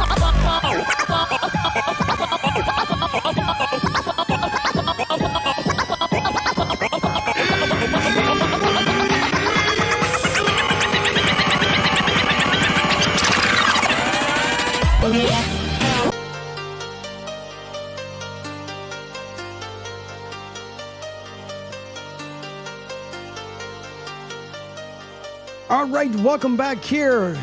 Second hour and just about the last half hour here of the show. You're listening to Martinez coming here live on the Coastal Sports Network, Sports Radio 102.9 FM, The Game, and all brought to you by Broad Street South here, the original company that started all. I am Angel Martinez. He is Dylan Spalding. Above him is Bee's World. Bee joining us here on a Friday, and you guys can listen to Bee's World on Mondays and Wednesday evenings from 6 to 8 p.m., which today, of course, after this show at 4 o'clock will be my hermano Rich Quinones, The Drive with Q from 4 to 6 p.m. And you guys can always start off your day with Pete Shepard and the Pete Shepard Show from 7 to 10 a.m. And we do appreciate everyone who has been watching the show. Thank you for the folks who have been watching for the first time over. As Penguin AC says, he's dancing. That's the whole thing. Listen, I'm trying to change that up on Fridays and try to provide as much dance music. And you guys should have seen Jay. Jay was hopping around his apartment like a lunatic, but that's okay. I had to calm him down as we were coming back from the break. But Penguin AZ says, good morning, Duncan Dad, Mike Fujino. And thanks to once again for Murph. As Gaspam Guy says, that mix was on point. Listen, it's got to be about getting hyped up on a Friday for sure, because we always like to do things and change things up here on the Coastal Sports Network and have as much fun as possible. And don't forget, you guys can call or text in the show at 727-858-6650, 727-858-6650, and you can make your social media comments as everyone has here on Facebook, LinkedIn, YouTube, Twitch, Rumble, and today for the first time over at kick.com. So thank you for those who are watching over on Kick as well. And on the line with us, join us here in the party line, it is Mike Fuji, as he always does here on Fridays, as we get down with some Bucks reports, and we also get down with the Eagles. And Fuji, first of all, thank you for joining the show. And I obviously it's a bye week for our Birds, and it's probably a great thing that it's an actual bye week for them. Hang on, Fuji, hang on. For some reason, it's not. Give me a second. Let's try this again. Yeah. There you go. All right. It's not the Metro PCS. All right. Well, listen, I'm not the one that owns a Metro PCS phone, so that's on you. But I goof around with Fuji all the time. How's everybody doing? Fuji. Happy Football Friday. Happy Phillies. Game on tomorrow, Friday. Or Saturday. Tomorrow will be all Saturday. Pumped up here with Red October. Did you already start drinking? That's what I want to know, because you realize today is Friday and tomorrow's game one. No, I know when it is. Okay. All right. Smart ass. Just wanted to check, but listen, it is Football Friday nonetheless, as we all appreciate, enjoy as always. As Penguin Z says, hopefully Fuji isn't battling the Python again. No, it wasn't Fuji, that's for sure. Though if that's the case, Fuji would have won. But listen, Fuji, it is Football Friday. I don't know if did you happen to catch the game last night, which I'm pretty sure Dylan and a couple other people are upset the way it planned out or at least worked out for the Bucks, because it seemed like they should have, for all intents and purposes, the Bucks should have won that game last night, but a lot of poor and missed tackles. Jay, I'm quite sure you saw the game as well. I mean, defensively for the Bucks, they look good in the first half, but then the missed tackles end up being huge, and that's what ended up taking away the Bucks, not to include obviously going to the overtime. I did catch part of it. I mean, I couldn't even believe it.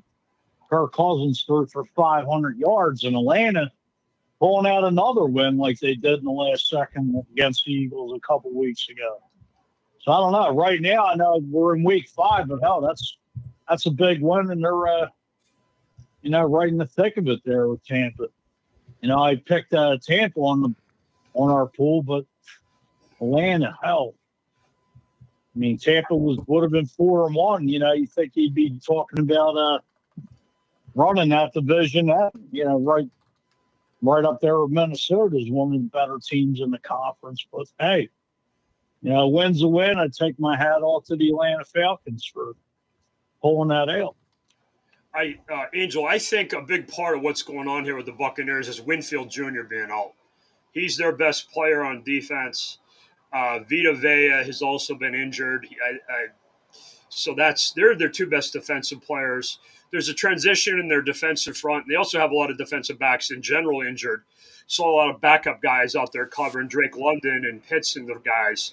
So I think that was a big part. But the whole game should have been over when Cousins threw the interception inside of the 2 minutes and the Buccaneers didn't kill the clock.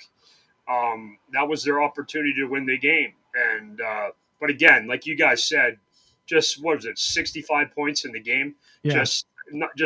Now, very rare, by the way, high scoring and entertaining Thursday night game. Correct. Interesting. But my executive producer Deborah always talks about Harlem Globetrotters and entertainment and just getting the game going and appealing everybody and all walks of life, diverse people and everything. And that's why the NFL is so much fun. You don't have to be a fan of the Buccaneers and Falcons. You can put that game on and go, wow, this is cool. And like Fuchs said, I mean, Kirk Cousins, 500 yards. I mean, come on, man. Listen, I didn't see that one either from Kirk Cousins, and yet alone, I mean, he's been making Atlanta probably look better than what they should this season.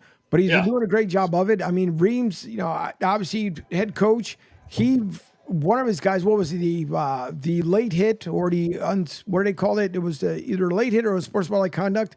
Was another one towards the. Was it just before the half, or it might have been just on the sideline on Baker Mayfield, the hit out of bounds? Yeah, the one. Yeah, that was the end of the first half. Which that to me, I mean, I guess he could have went off like other coaches that we've seen in the past do as well. But thankfully, I mean, he kept his composure as much as he possibly could. But this team, I mean, again, last night you can't do it. They should be learning from the Eagles and their silly nonsense and what they've been doing as of late. But you can't do, I mean, missed tackle after missed tackle. Especially some of the bonehead penalty plays that you shouldn't be doing, and a lot for Atlanta last night, which was like really surprising on Atlanta's behalf, because that was basically was driving them backwards. And you would have thought with the penalties alone, that'd have been a whole different story. But you know what? I mean, either way, they were still be able to pull off the win. They were victorious, nonetheless. But Dale, let me get your thoughts before I get it from Duncan Dad. Yeah, it was a disappointing loss last night. For one, the penalty right at the end where Baker was kind of driving downfield right before the third down and 25 play. That killed us. That was huge because that put us out of field goal position. If we would have got that field goal, that probably would have helped us out a lot. It may have been a lot tougher for Kirk to drive down and go get that touchdown, especially from where they were at. So overall, defense has to clean up. I mean, there was a lot of missed tackles, as you mentioned. We felt sloppy at times. We allowed a lot of easy passes up the middle of the field.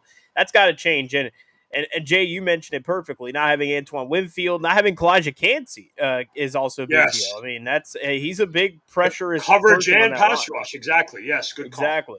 And then Luke Gedeke also being out as well, the offensive line. Although I thought the offensive line played actually pretty good. How did the sub right tackle look taken in for Luke? Did he play well? I thought he played all right. I mean, it's so tough at the offensive line position because it's hard to judge outside of just unless they put pressure on him. So it's overall. I mean, I have to say I thought the offensive line played pretty well. Offensively, good. I thought Baker actually looked really well as well. I mean, Baker's been one of the hotter quarterbacks this season, even though some of his numbers don't show it sometimes. So how do you think the left guard looked? That's one of my U of M buddies. I think he looked pretty good. I think That's Ben Bredesen. If you didn't know that, Bredesen. His Bredesen. his brother's the captain of Michigan now, our fullback, 44. Okay, Bredesen looked good. Bredesen looked good, and honestly, I think our offensive line. I think we have depth, which is a positive. No, Like I think the Bucks have a good team. You just got to get everybody together on defense. Absolutely. I mean, and you said Cade Otton had a good game. The two running backs are good. Mike Evans and Godwin. I mean, my man Fuge is coming on here to talk about the Eagles. People are talking about the Eagles. Hey, have you noticed? Wow, they're not as good without A.J. Brown and Devontae Smith. No way, really? Yeah. I mean, never mind their defensive problems. They're an offensive team. They paid Jalen Hurts. They got Lane Johnson. They paid their old line guys. They're transitioning off Kelsey. They added Saquon Barkley. They're built to win games 35-31. Without those receivers, they're now losing 42-35. So that's what's happening. A lot of barn burners. No, that's for sure. And of course, joining us as well with his weekly Bucks report we have him in the beginning of the week. Of course, we have him now on the line. Gaston Guy joining us from down here in Fort Myers, Florida. GPG, how are you, sir? I'm doing good. Good afternoon, everybody. How are y'all doing? I hope you're having a fabulous day. I'm very disappointed today, if you can't tell by the sound of my voice. I'm very, very disappointed in the Bucks. They played really good, but in the end, if we would have got that face mask, that probably would have kept us going. We could have ran the clock out, but you can't live in what ifs. But and all in all, they did play a good game. It's just the Falcons were better that night. By the way, guys, what did Coach Bowles say after the game? I didn't hear his post-game press conference. Coach Bowles, what was he like after the game? Go ahead, GBG. He was. I have mixed emotions about Coach Bowles. Sometimes he can be really enthusiastic and ready to go, and then other times he can be just plain Jane.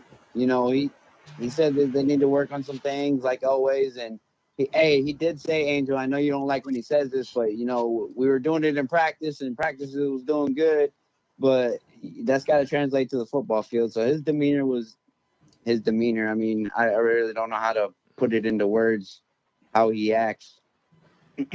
Yeah, that it drives me bananas when he does that, because again, stop using the whole thing that we did well in practice, we practiced well, and it drives me crazy. I know he had like a 3-minute or 4-minute dissertation yesterday, which even drove me even more nuts. Rick says, by the way, Rick Marcus says had to win as a visitor on a short week, which is I mean that was a tough one too. And Mickey, by the way, good morning, Mickey. As Mickey, listen, Mickey, I'm going to give you the spell check. I'm going to send it to your home this year, Mickey. All right, Angel. I already got enough Dylan nonsense. I don't need to screw up my name as well, because Dylan likes to do the same thing. I kid as well. Yeah, I was going to mention too, real quick. You mentioned about the short week, or at least who was it? Rick Marcus. Who's that mentioned about the short week? Yeah, Rick. Yeah. I mean, you look at the Bucks. I mean, look at their injury report. Like they had 20 guys heading into the week with injuries. So, I mean, even Mike Evans was banged up. He was on the injury report. William Golston was on there. I mean, there was a ton of guys on there. Hey, but Dylan, remember, this is a player safety league. Roger Goodell says that all the time. Yeah. Exactly. Yep. They play 7 days a week if Goodell had his plan his way. Mm-hmm. They would. Now we got Duncan Dad, who's been quietly, patiently waiting up there. It seems like, are you down at the shore? I'm just wondering, do you have that shore look there, Duncan Dad? I took your advice. I made it halfway to Florida. Nice. I'm in Myrtle Beach right now. Okay, so Duncan Dad, what's your Duncan order? I got to hear this. I used to just stay with a straight 1-and-1 when Duncan was first out there. Just little cream, 1 sugar, but now I just get it with. Okay, so I grew up in the Boston, Mass area, Andover, Mass, where I'm from. So there are 7 Dunkin' Donuts in my hometown. Yep. Oh yeah. So everywhere you go. I mix it up. I'm not really a coffee guy. I get a matcha latte. I get a caramel, like a caramel macchiato. Always iced though. Oh, always. I can't do ice. I can't do ice. Always like my heart, cold. Cold heart.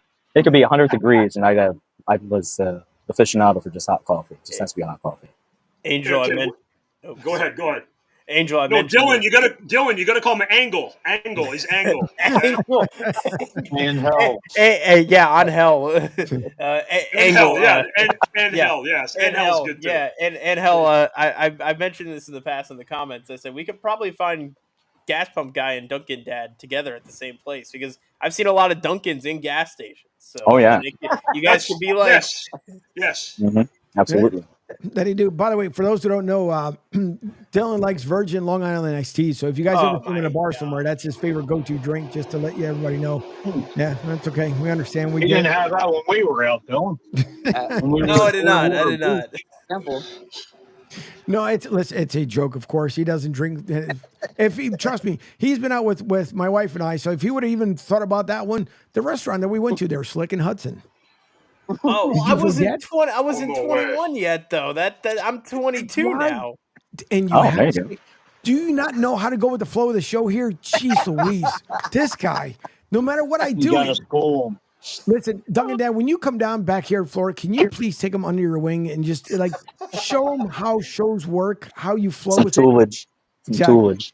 I get where you were going with it, but Mhm. But you're the only one that's down yourself. But I wasn't 21 yet. No one would have known. Goodness gracious. Thank God you're legal now. See, yeah, I'll be like, underage drinking with you. B, for those who don't know and are new to the show, by the way, thank you all for tuning in. It is, 11:47. I already blew through another break, but that's okay because we had our second one there with a great mix. As we are going to bring you Music Fridays here on a Friday. But thank you for listening in to the Coastal Sports Network and Sports Radio 102.9 FM. The Game. You guys can download the all-new digital app directly from the website, sr1029thegame.com. You can download it that way. And or if you're home or your office and you're watching on your screen, a QR code is up there on the screen. No, that is not Dylan's digits. That's so you can actually download the app directly from the screen itself. So two ways you can actually do it, and we do appreciate everyone who's tuning in today from YouTube to Facebook to LinkedIn, Twitch, Rumble, and thanks to the folks over at kick.com for those who are watching over there as well as their newest platform they're reaching out to, so we can have a great time today. And thank you for all the eyeballs and for Mike Fuji, of course, and Gaston Guy for being on the line. But so Duncan, Dad, is this like a mini vacation for you guys out there before we get into some more football talk? It is. We did a little ownership thing a little bit ago, and we have some meetings and stuff like that this week. So we were able to take Thursday to Sunday down there in Myrtle Beach, and then we just the ladies just got back from Orlando. They went down for a couple of days for birthday. So just trying to take advantage of what we got the time. All right, Dylan. By the way, that was for you. All right, just you're not very smart, according Come to. on, Mickey. What do you got against me? I'm a nice guy. I'm. We were all young once, Dylan. It's okay. You'll be all right. Fair enough. That way. All right, listen, as we get into here, it's probably going to end up running into a little bonus time as the morning is flying by. We normally do our weekly 5 picks, and that's what we're going to end up doing. Rick, I will send you the 5 picks, Rick. I know he's at work at Southwest. We do appreciate because Rick Marcus usually tries to join the party line here on Friday, but we're going to start off with, and of course, Beeve, you can join this one as well, as we normally do it every Friday around here. Oh, by the way, and Penguin AZ, if you're listening in, if you do not put your comments up there, I'll make sure that I'll send. And there you go. And just like that, he says, let's go. All right. So, first game of the weekend. Obviously, we don't put in the Thursday night games because they've already passed. And then sometimes I like Atlanta. No, I'm kidding. I'm kidding. All right, we're going to start. Since Jay wants to come out first, and we'll do the Baltimore-Cincinnati pick. Beef, who do you go with on that one? Shocking upset, Joe Burrow and the Bengals. All right, so Beef goes with the Bengals. Doug and Dad out there from the confines of South Carolina. I think I'm gonna have to agree. I don't know who Baltimore is right now, and I think like this is sort of like Burrow and Chase got to save themselves. All right, Dylan. Yeah, give me the Baltimore Blue Crabs, a.k.a. the Baltimore Ravens. Get the job done. Can't go wrong with Lamar. He's going to fire up this weekend and beat the Bengals. GBG? I'm going to have to go with Duncan Dad and Beef and go with the Bengals. All right, and Fuge? I'm going to go old school Derrick Henry running roughshod last week. Those Baltimore Ravens.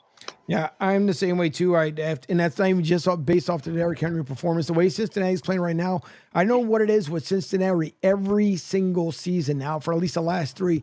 These slow starts are starting to become major killers for them. As Rick chimes in, and Rick says he's also going with the Ravens as well. So thank you, Rick, for that one. And then Penguin AZ, I know you said pick 5. Yo, I want to see what your pick. Oh, there he is. And just like that, he picks the Bengals. So put it up there officially. So Penguin AZ also picks the Bengals as well. So that was kind of pretty much split. Oh, by the way, and make sure Duncan Dad, I also get Lady Levon's pick as well at one point. All right. So we'll go with Penguin AZ for Cincinnati. All right. Game number 2 on the docket. There will be the Las Vegas Raiders. Mickey says he'll pick the Bengals. Well, listen, all right, I got it, Mickey. You know, search it up a little bit. I don't know what you're thinking there, but I understand it. All right. Game number 2, match number 2 here. The Las Vegas Raiders versus the Denver Broncos. Duncan Dad, I'll start with you. Oh, man. Can I pass? Sure. You want to come back? You can pick a Yeah, tie. I'm gonna come back. All right. Dylan? Denver's looking really good right now. Bo Nix is starting to heat up. It's tough to play in Denver anytime a team goes up there. I know the Raiders are obviously used to it, playing them once a year, but give me the Denver Broncos at home. I think Bo Nix is starting to really look strong. He's starting to come along as a quarterback. Give me Bo Nix and the Broncos, Sean Payton. Rick says he's going with Denver as well. Fuji? Go with the Broncos. I mean, the Raiders, Devontae Adams wanting out of there. I'm sure that's a distraction. Denver's coming on, got a nice defense. It's like Dylan was saying, Bo Nix seems to be coming around a little bit. So I'm going with the guys from Mile High. It is Fuji, before I go to beef here, but are the Raiders more of a distraction at the moment than the Eagles?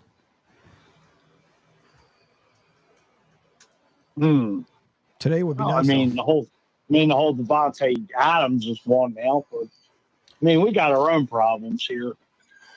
Don't forget to mention the Antonio Pierce situation. I would say the Eagles, because who the hell saw them just coming out of the gate at 2-2? Yeah. Nope. It's the NFL. Dylan, I'm sorry, what'd you say? I said, don't forget the Antonio Pierce situation. He just got suspended by the NCAA. There's been stuff where he liked to post about Devontae getting traded. Like, there's a lot of turmoil right now going with the Raiders. So yeah, there is. Beef? Jay? Yeah. Denver? Denver? Vegas? I like Denver too. I like Denver too. Okay. All right. I just want to make sure there, because then one thing I forgot all about you. All right. Who else we're missing here? GPG?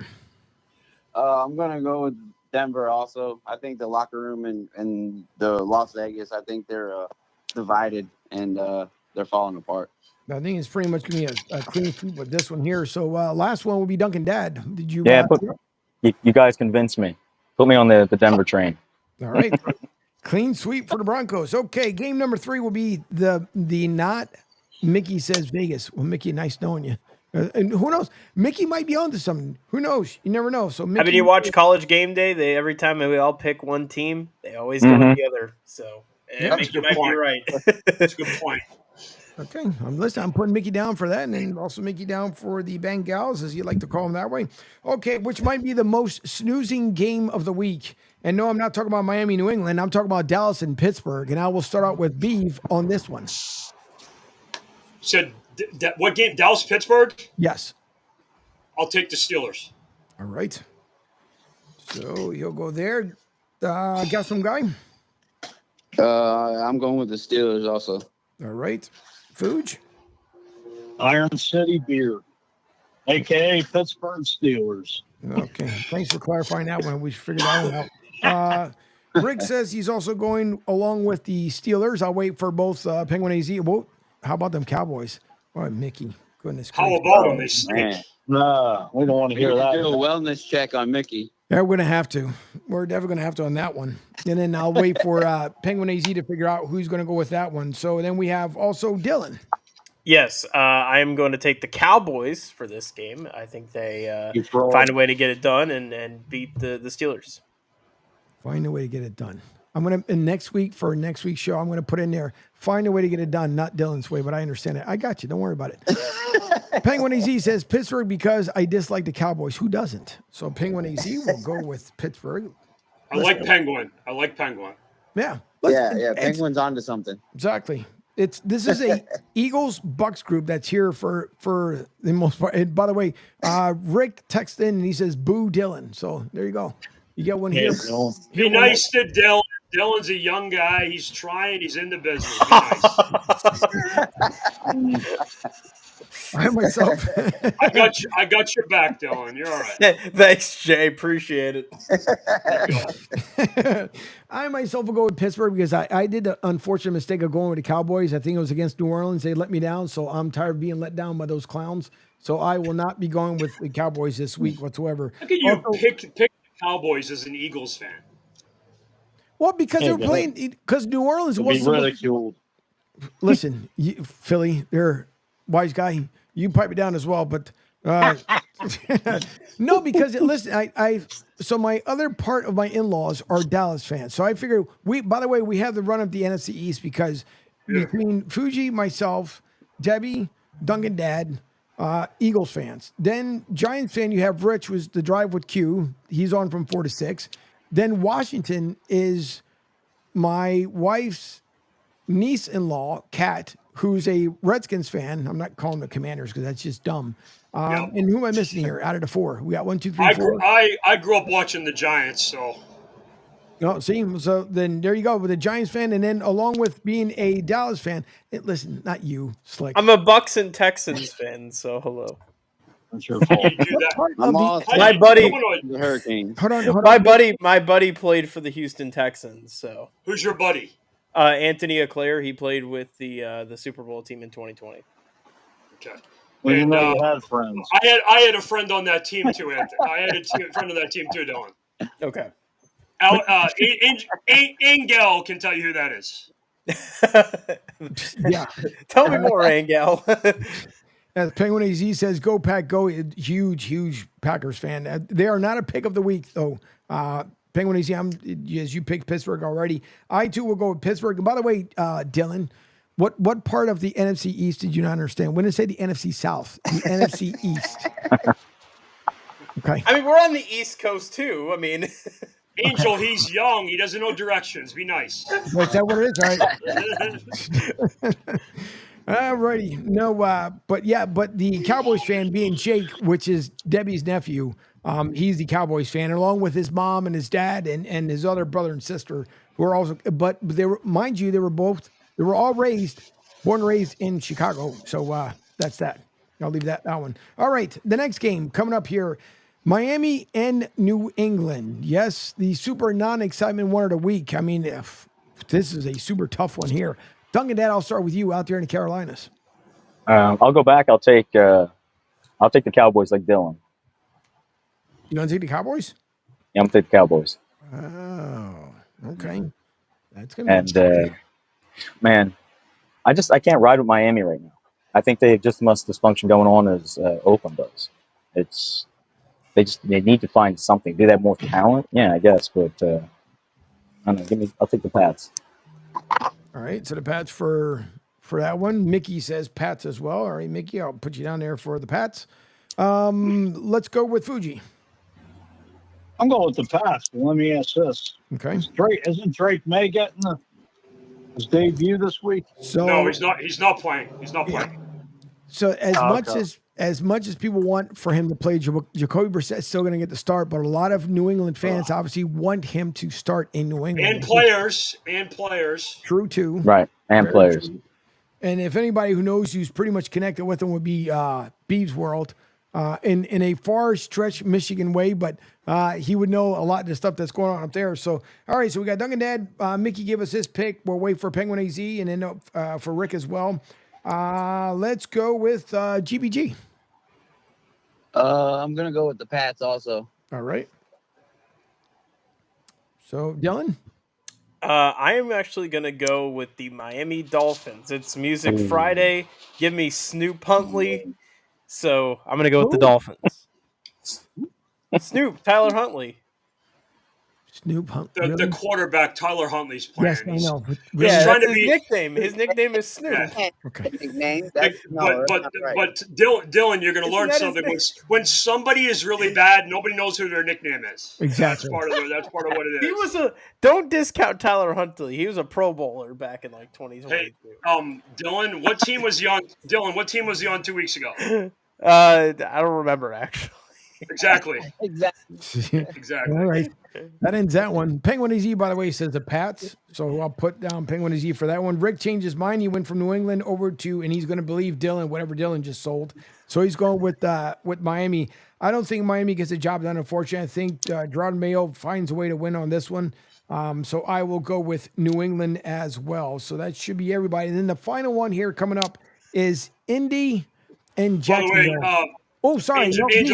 Angel, I'm going to pick the Patriots, but we're all going to win because none of us are going to watch this game. This is true. Except me. I'm going to actually be the one that's going to win this, so it's all good. You couldn't pay me to watch it. Yeah, that's why I say it's going to be – I don't know what's going to be worse, honestly, that one or Pittsburgh. Pittsburgh should win that game. Yeah, but the Pittsburgh-Dallas game is interesting, and Pittsburgh plays dirty games. They play low-scoring defensive games. That's the way they play. They do. All right, in the final game of the week here, and I'll start this one off with Fuji. Colts, Jaguars. Fuji, who do you got? I'm going with Jacksonville. They're going to get off the schneid this week. They have to. I mean, that offense there's so much talent on that side of the ball. I mean, it's either put up or shut up with Dougie P now. So hopefully they'll get a win for them. All right. Beeve? I'm sorry. Say it again, Angel. Who's playing? I'm sorry. Colts, Jaguars. The Jaguars, I think, rebound finally win a game. All right. So Beeve will go with Jaguars. Mickey says he's going with the Colts. So I'll put Mickey down for the first one for the Colts. Rick Marcus says also Indy. So he will go with Indy as well. Gaston guy. Are they playing in Jacksonville or Indy? Jacksonville, I believe. I'm going to go with Jacksonville. All right. So GPG goes Jacksonville. Dylan? Well, first off, I just want to say I'm very disappointed we didn't pick the London game because I would have loved to have used my London British accent. Why? It's Minnesota. That's a no-brainer. It's Minnesota and the Jets. It's a good matchup. Yeah, thank you, Jay. Appreciate it. It actually is a good game. Anyways, I'll make my pick here. I'm gonna go with the Jacksonville Jaguars. Like as Fuge said, they have to get off the schneid, and if they lose, well, Tom Coughlin will be there getting inducted into the Ring of Honor, so he'll bring him back and coach for the rest of the Maybe they'll season. call him out of retirement. Yeah, that's what's gonna happen if they lose. So you're going with Jacksonville? Give me the Jags. They're one of their throwbacks this weekend. One of my favorites. All right.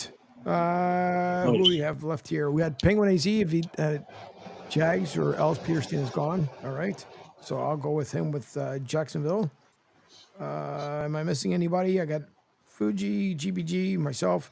All right, we're gonna wrap this one up here because this is like the battle of the worst here. Not really, but I mean it's a tough one only because Mickey, I already got you with the Colts, buddy.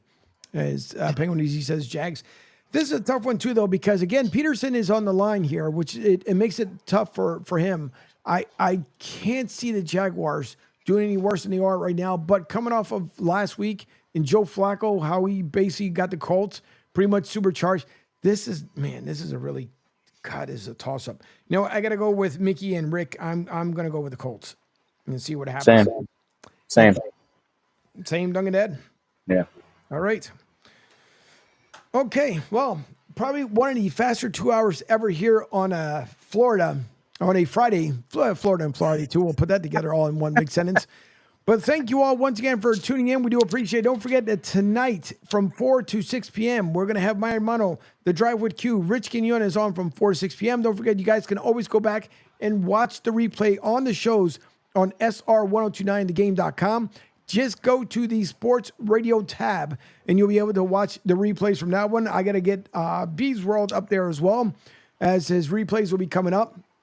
Don't forget, the new show that launched this week is Bees World with Jay, of course, Beeve himself, and I from 6 to 8 p.m. on Mondays and Wednesdays. And then Fridays here, he'll be joining me as the way he did at 11 o'clock this morning. Thank you to my guests, to David Magley from the TBL and BSL. Also to Murph out there, 6ABC, the former meteorologist who's been enjoying his great time at retirement.